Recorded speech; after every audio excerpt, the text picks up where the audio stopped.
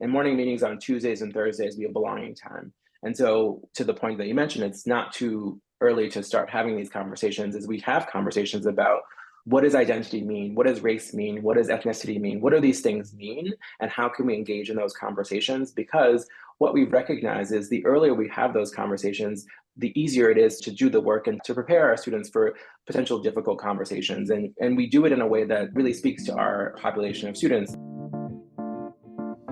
Hello, and welcome to the Black and Dyslexic podcast with Winifred A. Winston and LeDerick Horne, the show that unapologetically focuses on helping Black and underrepresented minorities navigate the special education process.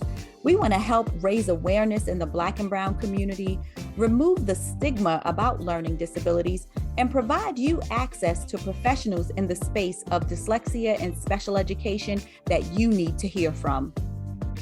Today's episode is proudly sponsored by the Lab School of Washington, D.C. At the Lab School, they understand that every child learns differently. That's why they are dedicated to providing personalized education for students with learning differences, including dyslexia. With specialized programs tailored to individual needs, their experienced educators empower students to unlock their full potential and thrive academically, socially, and beyond.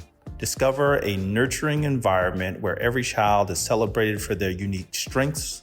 To learn more about Lab School, go to labschool.org. That's LABSCHOOL.org.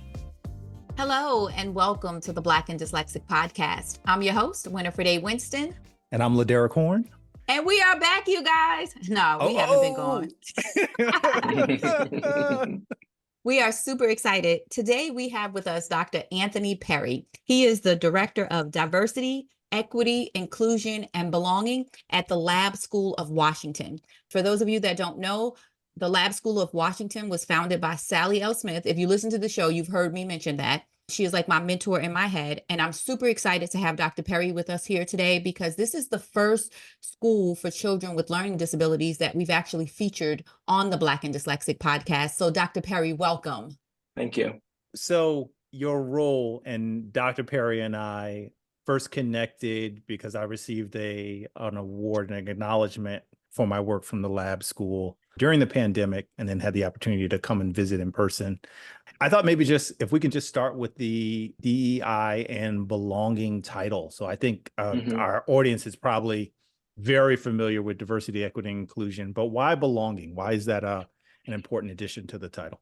I would say that, I don't know if it was after my first year or after my second year, one of the things that we thought about as an institution is that what's really important is a sense of belonging, right? So I think about sort of Sally Smith, back to the illustrative Sally Smith, is I think that the school that Sally founded was a notion of like, hey, the world or the school system isn't reflecting how it is that my child learns, and I want to create that space. And so as much as, and diversity, equity, inclusion, and all those things are really important, but what the goal is a sense of belonging, that as we diversify the population, as we're more inclusive, as we're more equitable in our practices, really what we want is all of our students to have a sense of belonging.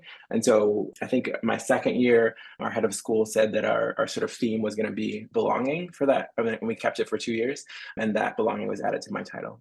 Awesome. Yeah. That is amazing. Being a private school for children who learn differently, how does the work that you do play into the student population? Because let's be clear, the majority, we only know of one school for children who learn differently that is majority Black.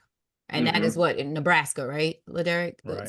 Any other private dyslexia school is majority white. And I feel like when I saw that belonging on the title, it resonated because as a previous director of admissions, when you have a family come into your school, you want them to feel welcome. And we know culturally, we're not that comfortable going in spaces, but we don't see nobody that look like us. And as a parent, we look at that directory and we look and see what is the makeup. So as a former director of admission, I wanted every parent, no matter what, when they came in that building and we toured and I talked about what we offered, I wanted them to feel like, hey, you belong here. You can see yourself here in this school. So what does your position, how does that play into the mix of the students that you receive?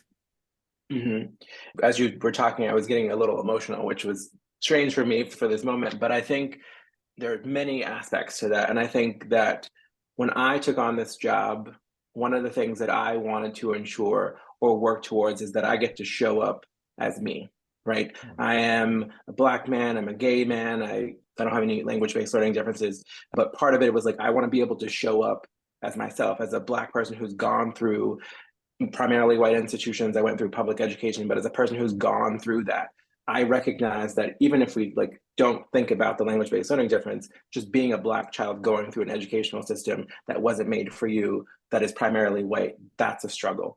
And so one of the things that I really tried hard to do was to be able to show up authentically me. And one of the sort of moments that I thought about was during the pandemic, we had the opportunity to sort of have Zoom sessions with parents. And so one of the things that I did was just sort of tell my story of like who I am, why it is that I show up, and I spoke directly to Black families. Like in a session that was for all families, I focused on Black families. And, you know, that could have been, you know, a bad move because it's not a primarily Black institution. But what I got from that was I got so many messages from Black parents to just be like, oftentimes I just go to these and I know I'm not the target audience, so I'm half paying attention. And so part of what I recognized in this role was that in all of the spaces that I'm in, I have to think about targeting a group of people who may not be the target audience. And so when it comes to thinking about the start of the school year, like I often talk about Rosh Hashanah. And so I do these things in a way that can be more inclusive, and that, you know, the potential ideal student is not always who you think it's going to be. And so that's sort of how it is that I play into that. With respect to admissions, the director of admissions, he probably has a bigger title like admissions and enrollment management. But one of the things that we talked about was how it is that we can ensure that families of color are able to have this real conversation. And so my first year actually, we started Zoom sessions that were for families of color. We had like families of color admission sessions. And our first year, we didn't have as many people come to them, but we had people come to them. And part of the thing that I like about Lab is they really let me go off and say the thing. And so being able to have that conversation with families about what it's like for your Black child to come to Lab, what is the actual lived experience? And so what we thought about was the next year, we moved it up. We moved sort of when you sign up for things, the families of color session is higher on the list. And we went from, I would say maybe 20 people overall over the whole year to like having like 20 to 30 people per session. And a lot of the feedback from families was that they just really appreciated the authenticity of the conversation, right? That we're not an institution that has a lot of, you know, a tremendous amount of Black families in the way that we would like. But I tell you where you are and what your child's experience will be. I mean, that can keep going on, but that's sort of part of how I've thought about thinking about what you said about admissions, is that that's part of the conversation, part of the recognition that we are in the Palisades in Georgetown. And so that's a particular environment that may be different for people who aren't from the area. But one of the things is we have a sort of a Black Lives Matter sign up in front of the school. And some people have pushed back on us having that Black Lives Matter sign. But part of what we have received is feedback about that, given what the neighborhood is looking like, given where we are, and given, you know, how the world is changing with respect to the people's support of diversity, equity, inclusion, belonging initiatives, that they appreciate that we stick to this idea that the Black Lives Matter.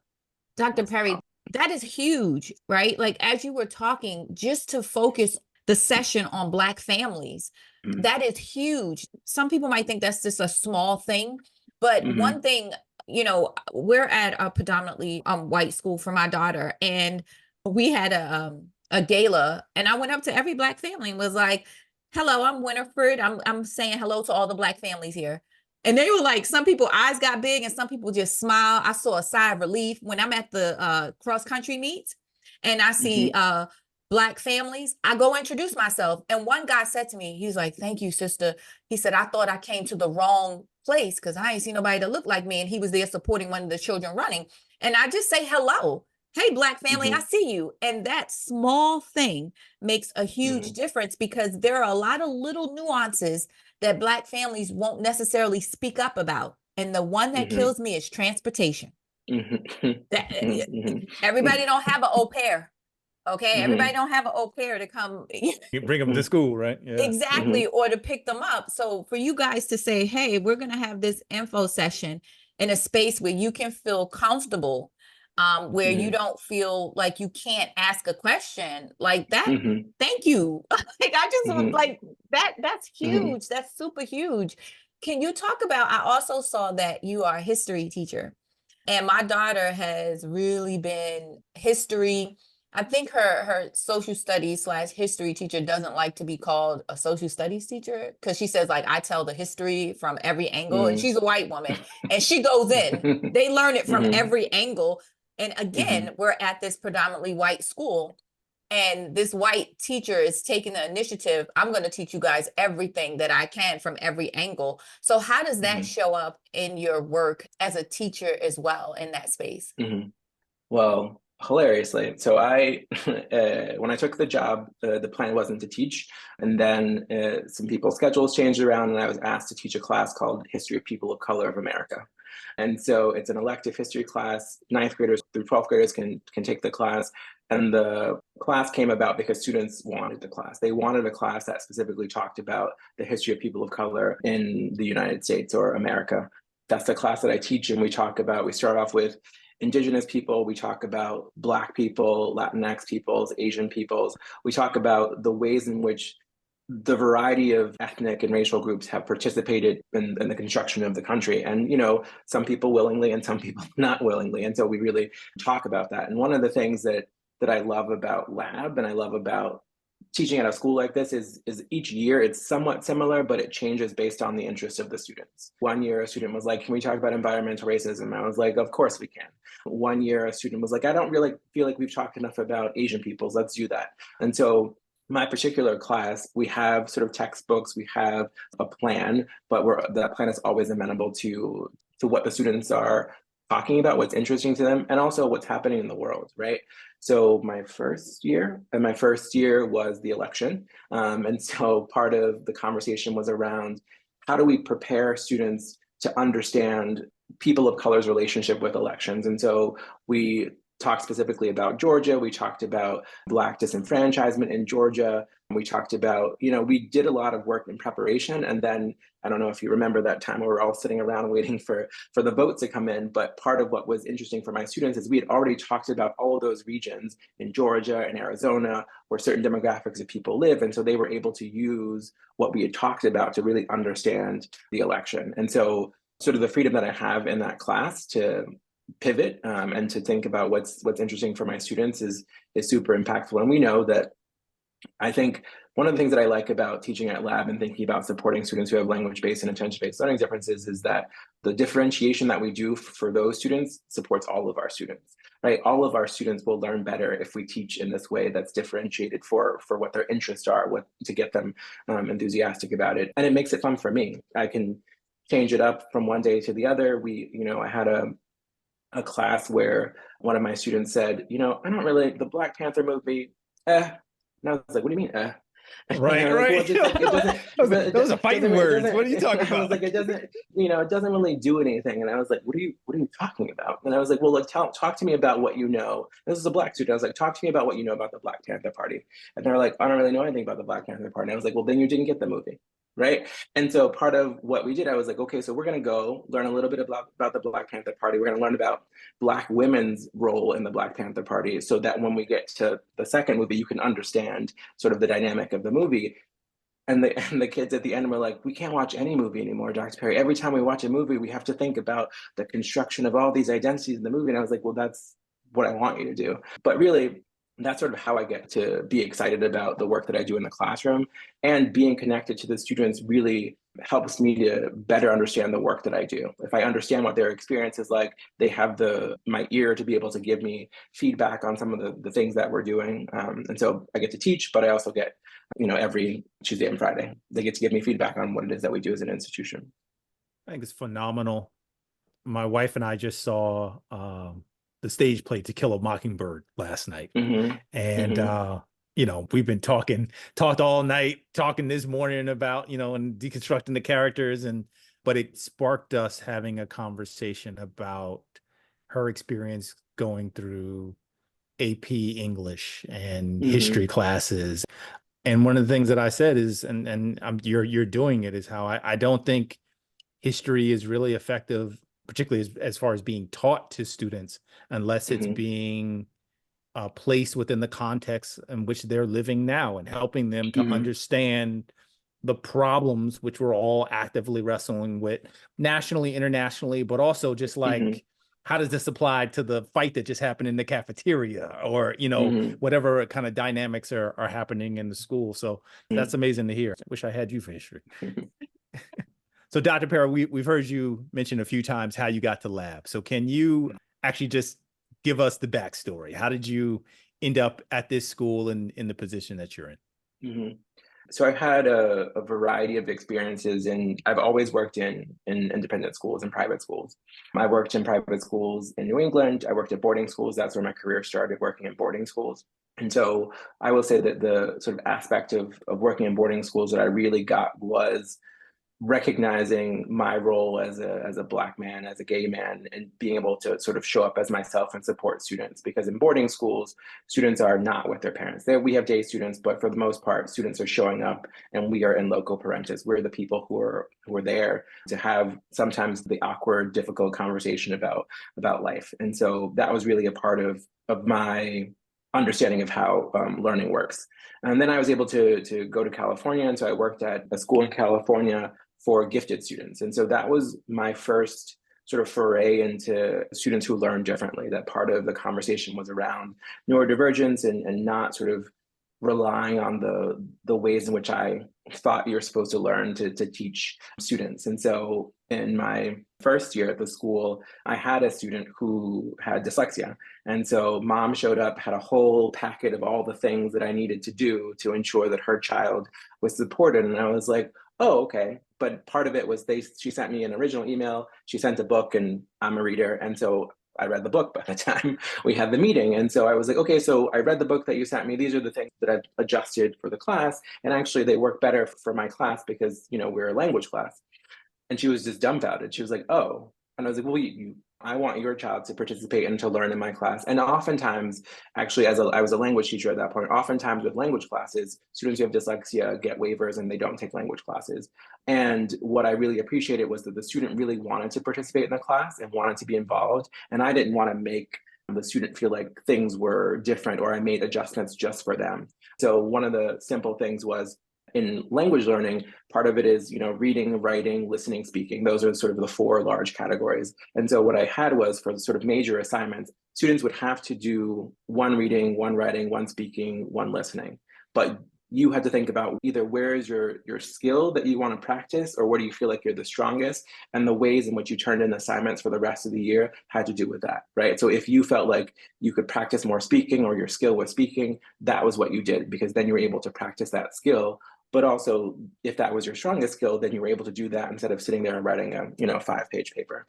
And that really changed how it was that I taught, because students were far more interested when they had options of ways that they can turn in the work to me. And also, students who didn't have dyslexia benefited from being able to listen to a text that we were reading. And so I happened to have a friend who was a writer, and so I asked her if she would just record the short stories that she had written for my class. And so all students were able to listen to at the same time that they were reading the short story, because it's a second language for many, right? And so second language acquisition sort of mirrors first language acquisition in some ways. And so part of how I know how to teach a language is around ensuring that there are sort of multiple avenues for students to get the information.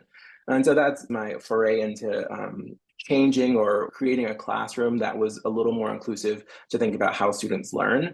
And then it was the pandemic, this job came up, then it went away because of the pandemic, but then it came back. And one of the people who worked at Lab was someone who I worked with at a previous school. And similar to something that Winifred said at the beginning was, I went to the website, I was like, how many Black people do you have here, right? If I'm gonna do DEI work in 2020, I need to know how many Black people work here, what does the work actually look like? And this was a Black man who I really trusted, who was really a part of my growth as a teacher.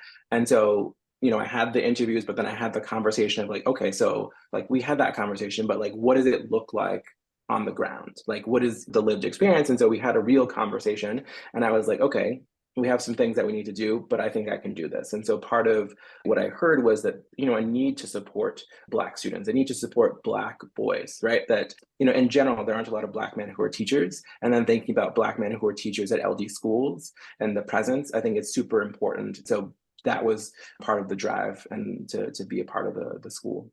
Wow, that's amazing because, as you were talking about even teaching the second language, a lot of parents shy away from a foreign language without even giving the child an opportunity to see if they can grasp it. My daughter will be entering high school next year, and we just did the schedule. And there was so much talk about, oh, they're going to pick Spanish or Latin. And then a parent was like, can they do American Sign Language instead? And I'm sitting here thinking, like, depending on what college they want to go to, they won't accept ASL. They'll need a language. And I'm like, I was thinking in my head, like the director of admissions hat was like coming on my head, but I wasn't speaking up, but I was thinking, we know what we're doing. We know how to teach them. Let us teach them Spanish. Now, granted, I'm not on the team there at the school. I'm just a parent, but my director of admissions hat was going on like, parents, it's going to be okay. We can teach them Spanish. They will learn it, and I took Spanish, and I remember my English always improved. Like my English, my papers, my grammar, everything was always on point when I took Spanish. And I was one that was afraid to speak, but I could understand and I could write grammatically correct in Spanish. And then that's when I learned that some of my colleagues who were Hispanic were illiterate, right? But you don't think that because they know how to speak Spanish, but they're speaking broken Spanish. And I'm like, wait a minute. And he was like, no, I didn't finish school. I was like, oh, okay. But it always helped my English. And I would have been that student to say, let me write the paper, let me write it in Spanish, because I was afraid to speak, but I could understand very well. So that is awesome. So talk to us about some of the work that you do. You talked about the Zoom sessions, which I think are amazing. I really love that. I wrote that down, and I'm going to make sure I spread the word about that. I like that concept. But talk to us about the work that you do in your school that is not, I want to say, highlighted in a sense that you have certain families that come, there are certain staff members that are already there. But as Black folks in predominantly white spaces, there are some nuances that we see. Children bring some things to school and they say something. So how do you address that? How do you address that in that environment? That is a marvelous question. And it's something that I actually was thinking about. So we have a lower school, a middle school, and an upper school. And on Thursdays, our campuses are in two separate places. Our lower school is separate from our middle school and upper school. And so on Thursdays, I get to hang out at the lower school. It is such and I was literally having this conversation with the head of the lower school that I recognized in the moment that I had yesterday how important it is for me as a Black man to be in spaces with Black boys. Not to say, obviously, that other people can't, but I think, we have, I get to be one of the facilitators for our boys group. And so there's a Hispanic man and there's me, and we're the facilitators for the boys group. And we will spend 20 minutes during lunch and we'll do some sort of activity. Usually they love basketball. And so we usually end up playing basketball, which is a team building activity. You see them interact with each other. And I think some things that have come up. So one of the students was like, Dr. Perry, why do you paint your nails? Boys don't paint their nails. And I was like, well, they do, because I'm a boy and I paint my nails. It's like I just, and the thing about that is that they were just like, yeah. Like it was a Black boy. He was like, yeah, you told me, I listened. And I think that there's, I think for them, sometimes they may read me in a certain way that may not align with what they think, right? And so we play basketball. And I think, sometimes because of the painted nails, even though they're a basketball player with painted nails, they may not think that I know about basketball. And so they were, arguing back and forth. And I was like, I don't need you to explain to me the rules of basketball. I used to be a basketball coach. And they're like, what? What do you mean, Dr. Perry? And so just being able to have that conversation with them, and also recognizing part of being able to support them is also having an understanding and a knowledge of who their parents are. one of the things that I talk a lot about is that we don't do this work as teachers on our own, that it's a relationship that we try to build with families so that we know that we're supporting how it is that you want your child to be able to show up, right?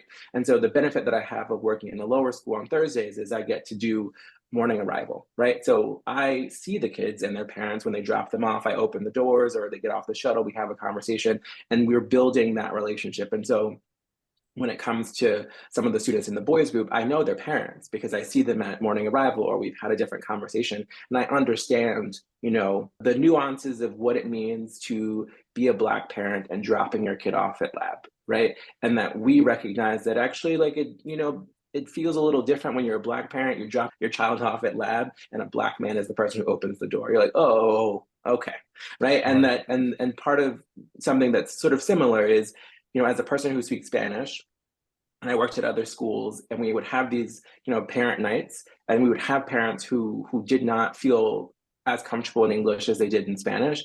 And I remember I had a similar role at a different school. I'm walking with a parent, and I say to the parent, "Oh, I speak Spanish." And they're like, "Oh, okay." And then I started speaking to him in Spanish. They're like, "Oh, you speak Spanish." Right.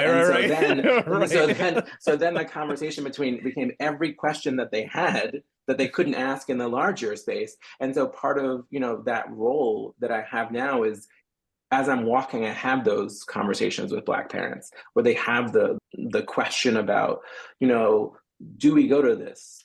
Should I ask for this? And I'll say something that, I've talked to Black parents about. It's okay to advocate for your child, right? That oftentimes when we get into these spaces, we have this level of gratitude where we don't want to rock the boat because we're so grateful that we've arrived to the space. And for me, I'm like, yeah, but if there's a true sense of belonging, that the things that you need, you can ask for. And if it means that you and I have a conversation where we figure out how to word that in a way that gets what you need, sure, we'll do that. But you can ask for what you want and ask how you want it. And that part of my role is to ensure that those individuals who may not be a part of the culture are not misreading you, right? Because I've often had conversations with parents across the spectrum of times that I've been teaching where, Black women will feel like, I don't want to be the angry Black mom having the conversation, right? And it's like, do that. And then I'll be the person that comes behind and be like, did you listen to what she said, right? Like, it's not just about how she said it. And I think part of my work is really talking to our administrative team, and we have a lot of conversations about recognizing that because of the places that we come from, we read people in a certain way. A story that I shared with my school when I came on was like, I want you to understand the amount of energy and effort that it took for me to pick a picture that went along with the bio that you were going to send out. That I asked my sister, I asked my husband, I asked so many people. I was like, what about this picture? And there was one picture that I really liked, and my sister was like, actually, you're not smiling enough. They're going to misread you, right? And so part of it is like, I want you to understand that as a Black person working at this school, I spend a lot of effort really thinking about how I'm going to be viewed, because I know that sometimes I'll be misread. And that's a drain, right? And so when we think about parents, you just want to support your children. You just want to show up so your kids can, read and enjoy learning and do all those things. And so part of my role is to sort of make sure that we're not misreading parents and ensuring that parents feel like they have the space to be able to have those conversations. And I've seen in the lower school, in our middle school, in our upper school, just the space that parents are taking to be able to advocate for their children. Because it's a relief when it comes to like, oh, how my kid learns, but it's also like, how my kid learns, and my kid's Black, right? And my kid may be trans, and my kid may be Jewish, and my kid may be, and I need you to be able to support that identity as well. Oh, I wrote it down. I love the level of gratitude, because that is absolutely true, because that's something that I have to explain to my white friends who are allies. I'm like, as a Black woman, I always have to check how I'm speaking, my tone, my energy, everything. And we often come with that level of gratitude, and other parents don't. When I was director of admissions and a student didn't get in, when the parent would call me, I'm thinking I would never act that way. I would never say that. Oh my gosh. And it was this like oh, we didn't get in, thank you. You know, I would never think to, oh, well, who else can I speak with?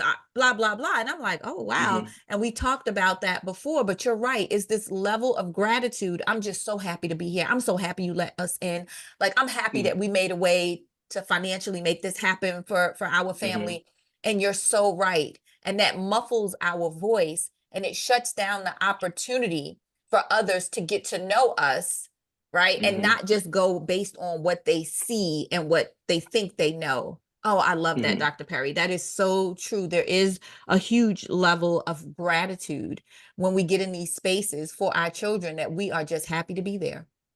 And that creates this sense of that you're like the perpetual guest, right? Like that, like if you're so gracious to, like if I'm walking into a space and I'm like, I'm so grateful, it's like, oh, I don't want to touch anything, I don't want to mess anything up. But part of it is like, no, when you walk into this space, that chair that's there, that's for you. You sit, you make yourself comfortable, right? And you ask for a water, you ask for what it is that you need. But I think, you know, that's a reflection of the larger society when Black people are able to get into spaces that aren't necessarily made for us. And I would say that I don't do this on my own. I have a team of people who are supportive. You know, we've, you know, increased the amount of Black folks who work at Lab. And so being able to have different iterations of Blackness on campus has been super impactful. That, you know, I am, and thinking about the senior leadership team, right? Like, I don't want to be the only Black person on the senior leadership team because my experience is not vast enough that I can represent the spectrum of what it means to be a Black person in independent schools.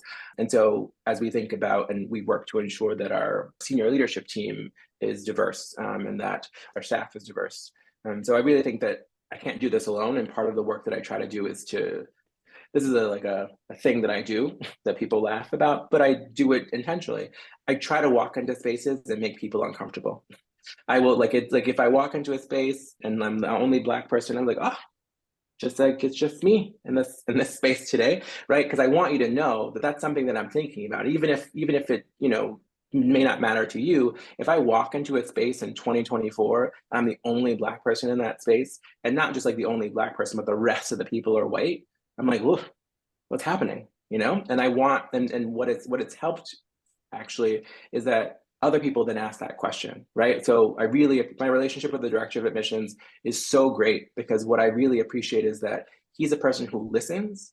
And so he will come to me and be like, I was in this meeting and it was just a bunch of white people. And I was wondering, where were other people? And then he asked that question. Like, what I really appreciate about the growth of our institution is that I'm not sort of the person that people have to go to check. Like, they're listening to what it is that I'm saying, they're listening to the PDs, and they're asking the questions because they recognize that in order for us to get to where we say we want to be, we all have to be doing the work. We all have to be asking those questions.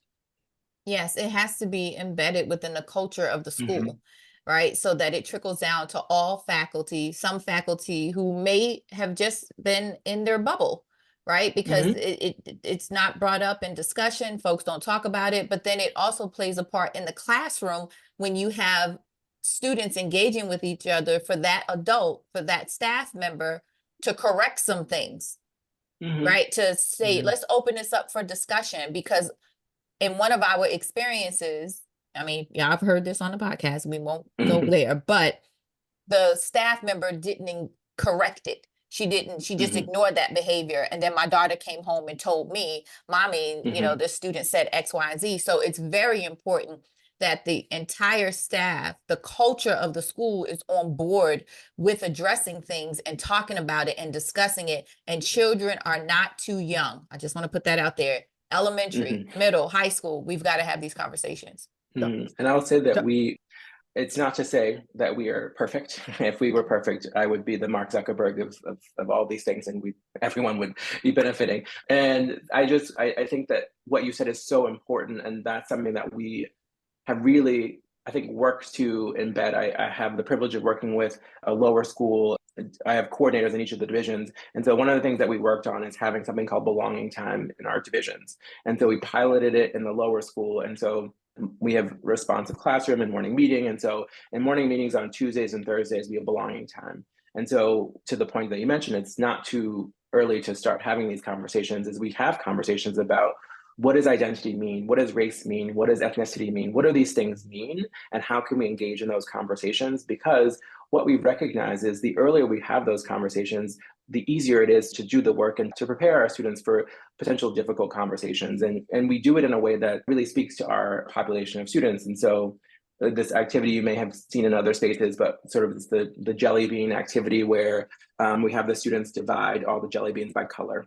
And that's related to the conversation around race. And so you have all these blue jelly beans and you're like, these are all the same race. But then you taste them and you realize that they're all different. And that's ethnicity, that even within that racial category, there is, a difference in ethnicity. And that's, the flavor, so to speak. And what we really recognize is that oftentimes people think that if we're going to talk about race, we're going to have this conversation with elementary school students about power and privilege. It was like, we are thinking developmentally appropriately about how it is that we have this conversation with these students so they understand it. And then when they get older and we go to middle school and upper school, we nuance that definition. We have further conversations around it. But if we don't provide them with a baseline, then they're not going to be able to engage with that work. And so we do that through read alouds. We make sure that that vocabulary that they're learning, that they're embedding that in other spaces. And so when we think about the work that we have to do, it's sort of everywhere all of the time, but I really appreciate what you said about ensuring that it's not too young to have those conversations. Sometimes by the time they get to middle school, they've already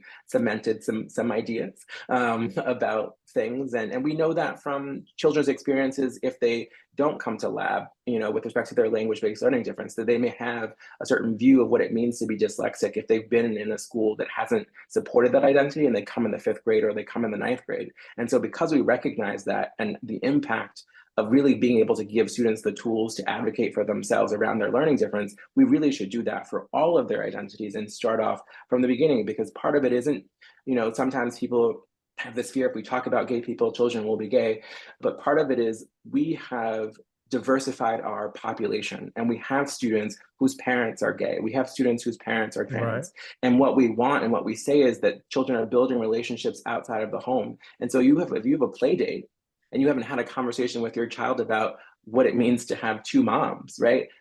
That's a conversation you're going to have, right? Because if you drop your child off and they're like, oh, there are 2 moms at this house, we've never had this conversation, that part of it is really to prepare students for the world as it exists, that people have 2 moms, people have 1 mom, people live with grandma. And so part of what we talk a lot about is about family structure, because we do have some students, a significant population of students who are adopted. Right. And so assuming that, a family structure looks like that, it's only going to put our students in a very awkward position. And so we talk a lot about the diversity of families and what that looks like. And that's super helpful for them to be able to acknowledge that, you may see me and you may assume that my parents look a certain way because my skin color looks a certain way. But actually, I have 2 white parents or something like that. How do you have that conversation? Because they're going to ask those questions when they're young. Like, you don't look like your mom. Right. Yeah. What does that mean? I asked that question with my daughter and she was like, Ma, like, why did you ask her that? And I was just talking about her name. Her name is unisex. And I was saying that most Black little girls have that name, but then white little boys have that name. And she was like, why did you ask her that? I'm like, because I don't know. She could have adopted. Like, I don't know what their family, I don't know. And she was like, oh, well, yeah, that makes sense then. But I was one of those parents that did think, oh, she's too young.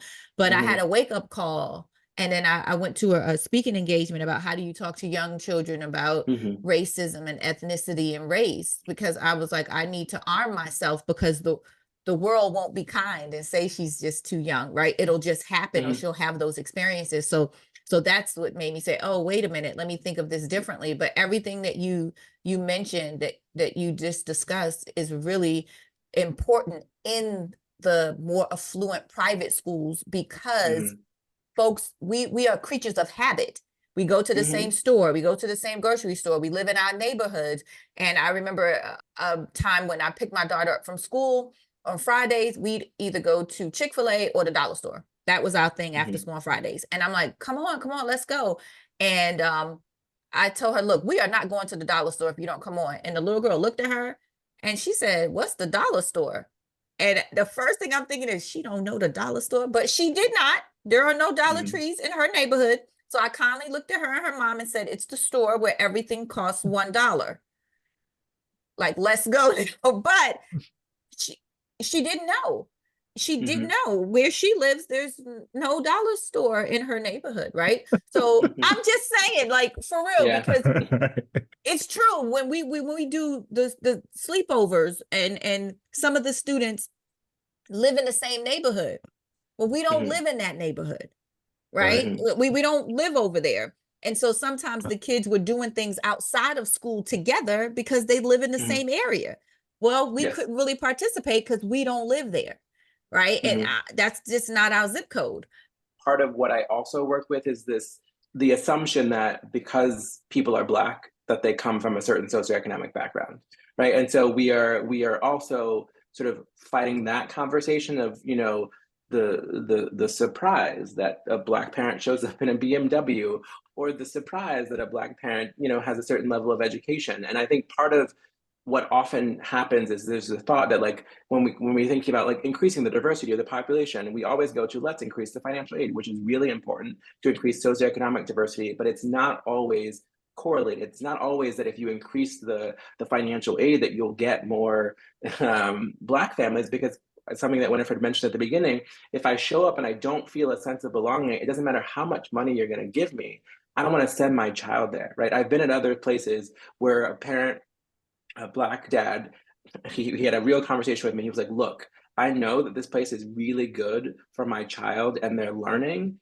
not lab, it was a different school, but for his identity as a Black boy, it's just not working for me. I can't do it, right? And so the additional work that we have to do with respect to increasing diversity is about belonging. That's, for me, why belonging is so important, but it isn't just about like throwing money at it, right? Money is important. I'm not going to reject the money, but part of it is like, if you give me this money and the child comes here and like, yes, they're learning, but they go home and every day they're like, Mom, Dad, like, I don't like who I am because, you know, I'm wearing a do-rag and people are questioning that, or people don't understand why my hair looks like that, or people don't know what the Dollar Tree is. They're like the variety of things. Like that's not the space that we want to be. And part of it is like, we have to, as adults, mirror that behavior. Like we have to ourselves show up authentically as who we are and diversify what it is that we talk about, right? Like I watch trash television and I talk about trash television. Like I read Noam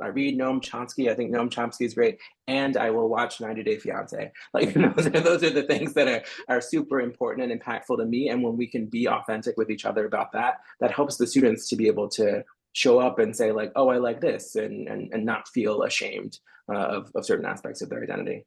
You know, I have had the experience of interacting and working with directors of DEI in school districts, as well as DEI directors in different corporate environments. And even a lot of the written materials kind of directed towards the DEI field.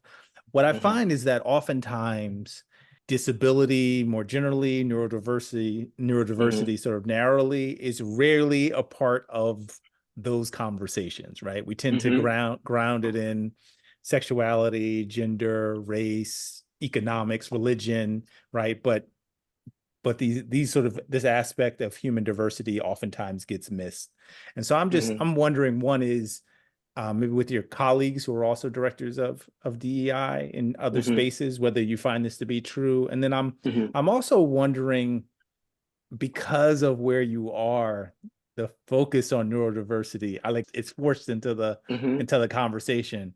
What do you think that's maybe given you an extra added advantage or a different way of approaching the work that maybe your other colleagues maybe don't have? I think into my second year at lab, I had sort of an existential crisis about education, where I thought about all of the students who I had experienced in schools that were not schools for students who had language-based learning differences, that the behavioral challenges that we saw, or the sort of lack of motivation that some people said these students had, that they were tied to a language-based learning difference. They were tied to some other thing that wasn't, a lack of motivation. That, we recognize that the response manifests itself in certain behaviors in ways. And if you have an understanding that, it's not about hating reading, it's, an embarrassment that I can't read, so I don't want to do it. And so I'm going to respond in this way. And I think part of what I have become even more aware of is the ways in which the institutions that I worked at previously weren't prepared to support the learners that I get to work with now. And I think what's so funny is I can't go to any presentation anymore without being like, there are too many words on that screen. How am I gonna right? I was like, how am I gonna, like, I was like, no, I can't, all those words, you want me to read that? Like, and for me, it's not about my own, I can sit there, but if I'm spending like 2 minutes reading what you have on the screen, I'm not focused on what you're talking about. And if and part of it is how we give presentations at lab and how we engage with students has really changed how I think about engagement. And so I really am overly conscious when I go to other spaces about how it is that things are working. A simple thing is, I'll go to a presentation and someone's like, oh, my voice is loud enough, I don't need a microphone. And I was like, you do need a microphone. Oh, you do. I was like, you always have to have a microphone. You can't assume certain things. You need to have a microphone. And I think I've become even more conscientious of those types of things in other spaces. Yeah. But I will say, to your point, that I think now some of my colleagues will come to me to ask sort of how we have the conversation about, neurodiversity or, disability. But I was like, well, it's like in the bones of the school. It's like it's how you send the messages, what message do you send? It's about repetition. It's about, acknowledging, right, that apple doesn't fall far from the tree. So when it comes to being able to communicate with parents, some parents may not be sort of avoiding you because they may have, like some students, open the email, said they were going to respond, put the phone down, and forgot that they were going to respond to you. So like part of it is like, how do we think about the ways in which we're supporting students and parents who have language-based and attention-based learning differences? I think it really has shaped how it is that I think education should be. And I try to support, because I really like our academic club model. And the way in which that happens in our lower and middle school around learning history or social studies, if you want to call it that. But I think that more people should take that model because of how our students are able to really engage with history in a way that isn't the same if you just sort of sit them down with a book and say, read this chapter about, Dr. person. Perry, I know, I just perked up that was my favorite. I always talk about it. You got to explain it. Okay, you got to explain it. I love the academic model. So please, for the listeners that don't even know what you're talking about, explain what the academic club model is. And I will apologize to my fellow lab people for not doing it as well as they could. But I will sort of speak from the I experience. Is that part of what I like to do in my role is to just be present in the classes. And so one of the clubs that exists is something called Museum Club. And so they're sort of museum curators. They go through thinking about the variety of things. And one of the sessions that I was able to go to last year was they were talking about world religions. And so I come in and the teacher does a fantastic job of just sort of the space reflects learning. It reflects, it reflects all of the things that she's trying to do in the sense of it smells nice. There are incense, there are lots of things that are tied to various cultures that are part of the space. So when they were studying, for example, Islam, they all had prayer rugs. Right. And so they made them. Right. And so part of the ability to recognize, just reading about a prayer rug isn't as successful as you doing the work of seeing it, making one for yourself, thinking about the amount of effort that goes into a prayer rug, how personal it is, and just being able to do that changes how students are able to learn, because it's not that, every student is Muslim, but they're able to engage with Islam in a way that is personal to them, right? And so part of what they also do is they will then go on a field trip where they will go to an actual mosque, or they'll go to a synagogue, or they'll go to a church. And so they're able to create for themselves the experience, but also then to see the lived experience. Additionally, there's something called the Renaissance Club. And one of my colleagues really did a great job of setting it up in that she diversified the choices. And so students choose a character from the Renaissance to be. And one of the things that she really changed about the curriculum was an understanding that the Renaissance historically speaking, some people would say it happened in Europe and it was a European thing, but people were alive in other places during the Renaissance period. And who are those people? So she creates this environment in which, if you're Mexican, if you're Black, if you are gay, if you are Jewish, you can find someone who existed during that time period to be that person and to take on that identity and to learn history from that perspective. And so I sat in her class and I sit in the Renaissance teachers class this year. And so, there'll be a question of like, okay, so in this period of time, like Mansa Musa, what were you doing? Right. And so like they are able to, because they're taking on that character, learn about that character, and they're the experts. Right. They provide the information in the class about that character because they're doing the work. And again, it's back to something that's interesting to them. It's about the teacher being able to know who they are and make adjustments, right? If that character you thought at the beginning was someone you're interested in, but you want to make a change, there's the space for that, right? And I think that model of engaging gives students, agency. It gives them agency over their learning, agency over how they show up in class. And it's just a fun history class. I mean, and sometimes I don't think that they know it's class, but it's not, it's not the same. We don't come in, read a book and do it that way. I really enjoy that model of learning. And I will say, I will apologize again to my colleagues. They'll do a better job of explaining academic clubs than I just did. You did a great job. The academic club, just immersing yourself in that time period. I remember listening to an alumni of the other school, and she said in college, she remembered X, Y, and Z because she remembered being immersed in that time period, and that's how she was so successful in her college class because she, was a part of the academic clubs. That's one of my favorite things about just the lab journey period, the academic clubs, because nobody else is doing anything like that. And I love it. I love it because they make food from the time period. They do. They get fully immersed in that time period. And it's like project-based learning on steroids, basically. Yes. Yeah. Arts integration on steroids. Yeah.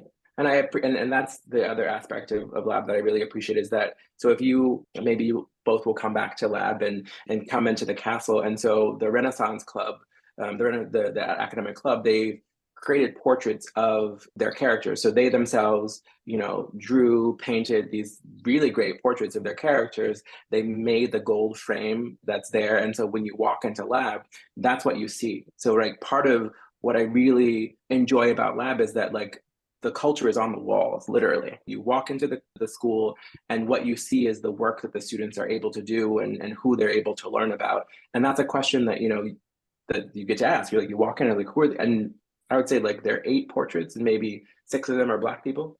And so you walk in and you're what's happening here? And I think that's what I really like is that the teaching artists at lab really make an effort to ensure that art is a part of the work that students do and are able to express themselves. Wow. Well, we should start winding down the interview. I'm gonna tell you, this has been one of my favorite conversations. I appreciated the acknowledgement that the lab did for my work, and then giving me an opportunity to really connect with the school. And Winifred, as long as we've known each other, was, has just sung lab's graces and the power of their model. But when we were talking to Bob Lang, it's Bob Lang, right? At the yes, lab? About sort of partnering and helping to sort of share the story about what the lab is.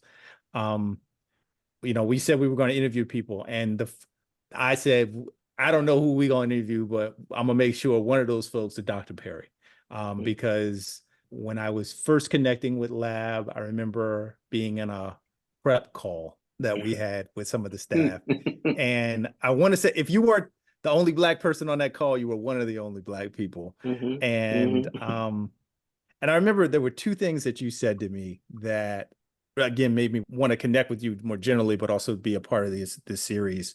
One was you articulated how during the pandemic, there were some of your Black students who actually kind of were talking about an experience of a degree of relief from not having to navigate and negotiate being in predominantly white spaces, but still being able to get their education. And that rang true. I think that was probably an experience probably a lot of our students were having, but also even just more generally, I think there were probably Black folks all over the world who were like, I appreciate being able to still go through some aspects of my life and kind of have a break from, you know, these microaggressions and these other challenges. And so I appreciated you having that degree of connection to your community to be able to pick up on that. But then also, and you said it a few times in this conversation, I asked just for any advice. And I think I maybe even asked you directly advice for how to show up in front of the students. And you said, you know, like show up as your whole self. And I know that through like kind of hard lessons learned, but I appreciated you articulating it to me. And it is something that I have repeated countless times to other people. You know, I'm a poet, I'm a brother from Jersey, right? I'm a Black man and I'm dyslexic. And so it is important for me to bring all those aspects of who I am to all the work that I do. And again, that's like a gift you gave me. And I just want to thank you for all the gifts that you've given us over the course of this conversation. Maybe just a last question. As a school administrator, as a educator, just do you have maybe one piece of advice for your colleagues as it relates to supporting Black students and Black families who are connected to this topic of dyslexia? I do. I would say that in order to sort of show up for other people, you really need to know who you are. You need to do a lot of reflecting on just sort of who you are and how you got to be where you are. I think the assumption sometimes is that because I'm Black, like I know how to do this. And that's not true. Like as a Black person, I still live in a society in which sort of white supremacy is the thing. And I had to make a concerted effort to recognize what are the times in which, you know, I don't show up as my full self because I'm letting the real world or the sort of what I perceive to be the repercussions affect how it is that I show up, right? I think simply about my nail color, right? That part of it is like, do I, you know, I'm a professional. Like, do I paint my nails when society says that that's not something that men do? And I think when it comes to institutions where, you know, most of my colleagues are white women, I think part of it is a conversation that white women need to have with themselves about the ways in which they show up in spaces and how they show up in spaces can affect a multitude of things. That could be their colleagues, that could be their students, and being sort of hyper aware of that. And that I think this is a side note that I said to a friend the other day, is that I think Black men and white women exist in a very similar space, and that we have an identity that is marginalized and we have an identity that gives us privilege. And oftentimes when we run into difficulties is when we rely heavily on that marginalized identity to excuse some behavior that is about oppression. And so I think, you know, in a similar fashion, white men have the both of those privileges, and Black women, for example, have none of those. And so we are in this weird space where there are times in which that it will work to our advantage. And so I think part of the real conversation is like, how does that show up in spaces when you're trying to support kids or people who don't have that identity? You know, at Lab, I'm often telling everyone to do self-reflecting, and that self-reflecting is a daily thing. I have to wake up every day and sort of have that conversation with myself about the way in which I'm going to show up in the space, and also recognizing I'm not perfect every day, and you're not going to be perfect every day. The day is the day. Like, you know, sometimes you didn't have the coffee, sometimes you got to get gas, sometimes someone rubs you the wrong way, and that affects you. But I think part of it is when we build in those practices of reflection, then you can have those moments where you're, you know, I didn't show up like I wanted to today, but, you know, I'll do it better the next day. Oh, thank you so much, Dr. Perry. Thank you so much. Well, there you have it. Another episode of the Black and Dyslexic podcast with Dr. Anthony Perry. Thank you. And thank the Lab School of Washington. Thank you, guys. Tune in next week, where we'll continue to bring you lived experiences and more unfiltered conversations with experts in the field around all things Black and dyslexic. Make sure you subscribe and follow the Black and Dyslexic podcast, where we educate, empower, and equip Black and underrepresented minorities.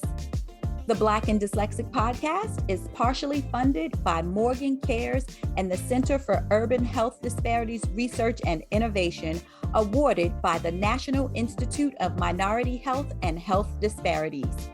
The Black and Dyslexic podcast is sponsored by Dyslexia Advocation Incorporated, a 501c3 charitable organization located in Baltimore City, Maryland, whose mission is to equip parents of children with dyslexia and other language-based learning disabilities with the necessary tools to help their children become successful readers.